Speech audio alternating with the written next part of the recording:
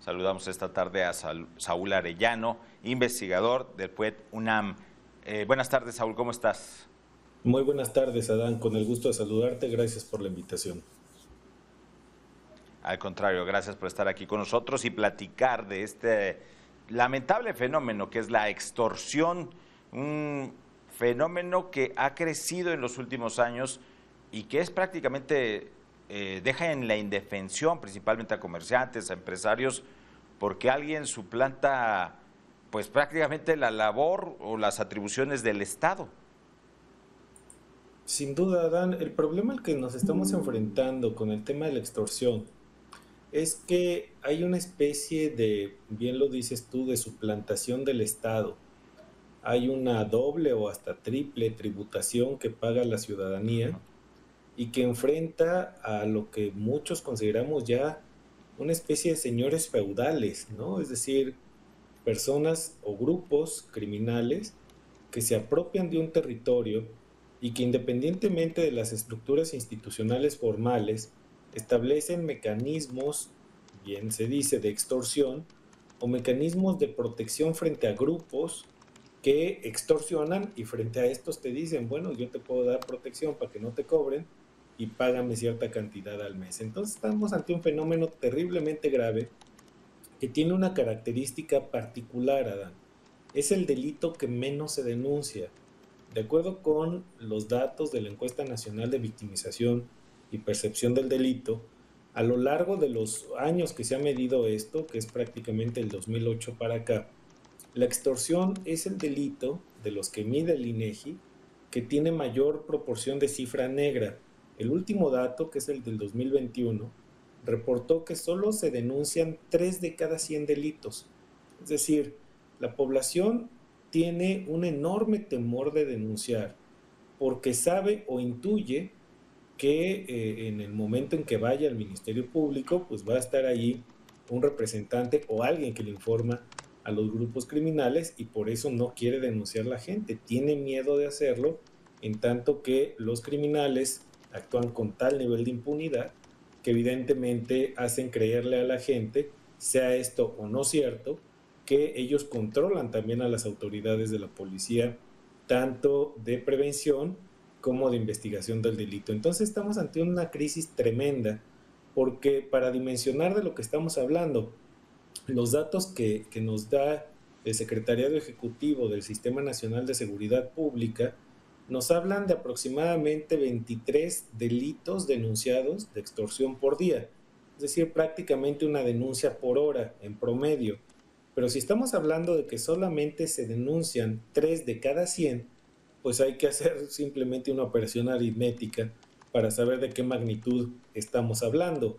Si en el agregado andamos en un promedio de entre 6.500 y 8.000 denuncias por año, pues esto habría que multiplicarlo por la cantidad inmensa de los delitos que no se están denunciando, que insisto, son 97 de cada 100. Todavía peor, de los delitos que se denuncian, estos 3 de cada 100, también la extorsión es uno de los delitos en que menos investigación se lleva a cabo. Es decir, una vez que tú pones la denuncia ante el Ministerio Público, este no inicia carpeta de investigación en prácticamente 55% de los casos. De los que llegan entonces a un juez, estamos hablando de que la extorsión se investiga y llega a un proceso judicial en aproximadamente solo 1 o 1.5 casos de cada 100. Es la total impunidad y es desde luego la total invitación a que los grupos delincuenciales sigan actuando y sigan llevándolo a cabo.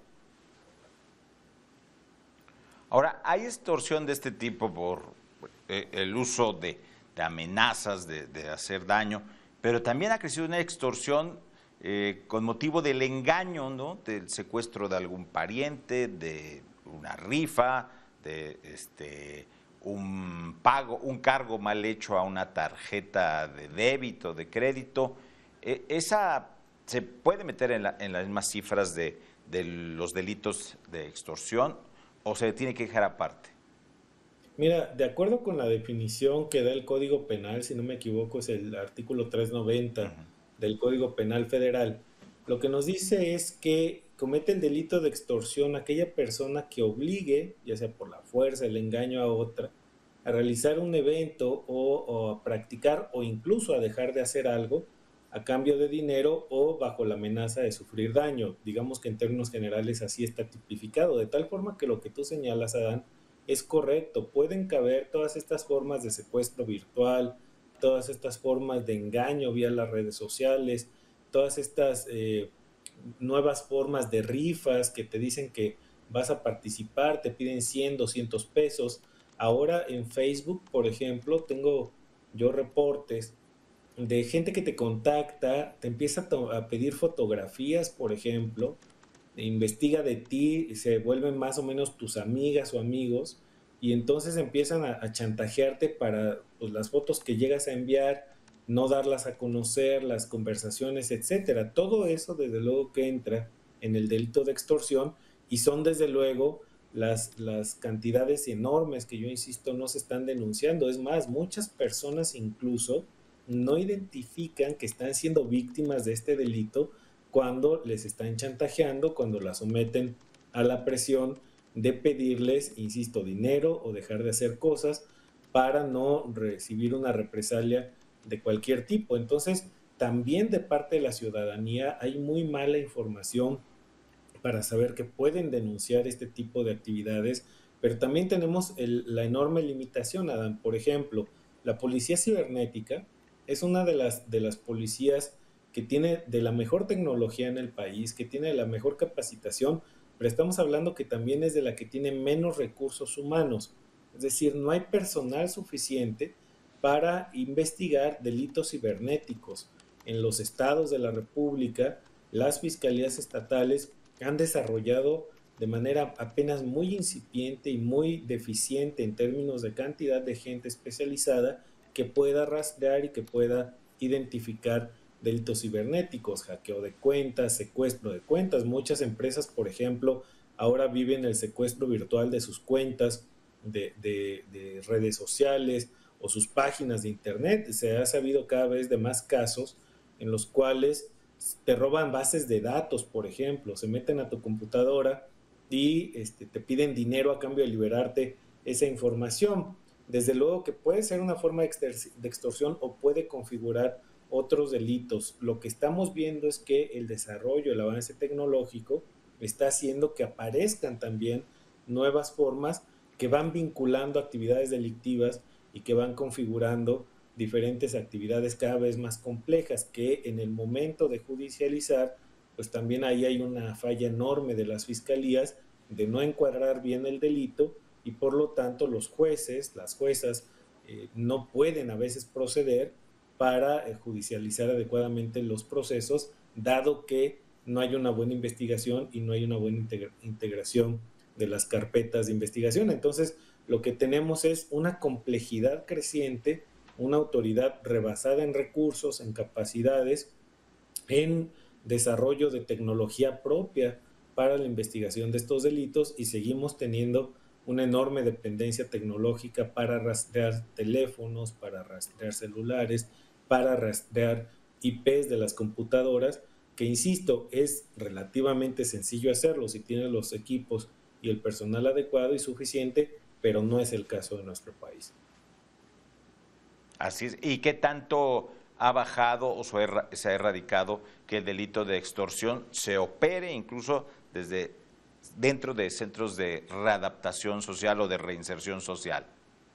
Mira, el reporte que tienen organizaciones independientes, Adán, nos indica que en realidad no ha bajado, ojalá hubiese descendido, ¿no? Causa en Común, por ejemplo, que es una de las organizaciones que con mayor puntualidad sigue este delito, la a consultores, otras más, lo que nos dicen es que ha habido una disminución de penales federales, pero no así de penales estatales. Sigue habiendo una gran cantidad de llamadas que provienen de estos centros y ya no de los teléfonos que están ahí, sino de los teléfonos que meten, ¿no? Estamos hablando de celulares, estamos hablando incluso de telefonía fija que a veces utilizan las viejas redes de telefonía de las instalaciones fijas que tenían y que siguen ocurriendo ahí.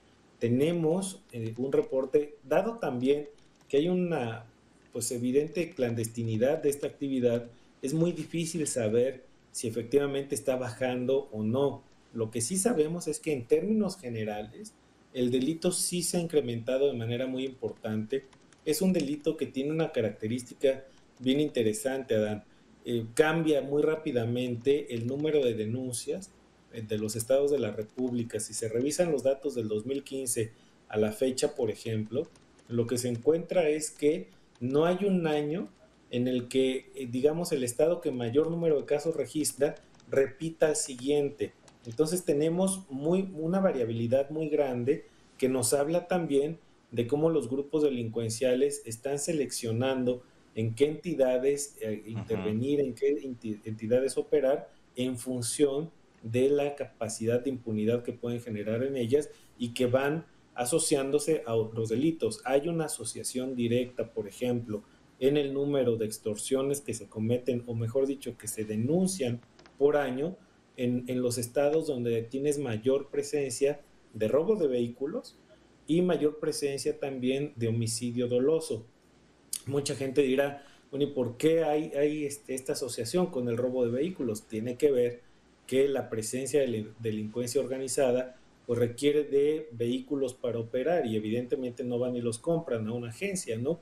Entonces, Sí, ¿no? incremento de robo de vehículo de particulares, evidentemente estamos dando una mayor presencia de crimen organizado que utilizan estos coches, camionetas que se roban para sus fechorías, y cuando empieza a haber un incremento en robo de vehículos, vemos de inmediato un incremento en extorsiones, en cobro de piso, secuestro express y otro tipo y modalidades de crímenes contra la ciudadanía que se van a vincular y se reflejan al final en homicidio doloso. Entonces tenemos un escenario, insisto, de cada vez Caray. más complejidad y de cada vez más Sí, diversificación y control de actividades criminales de los grupos sí. de la delincuencia organizada.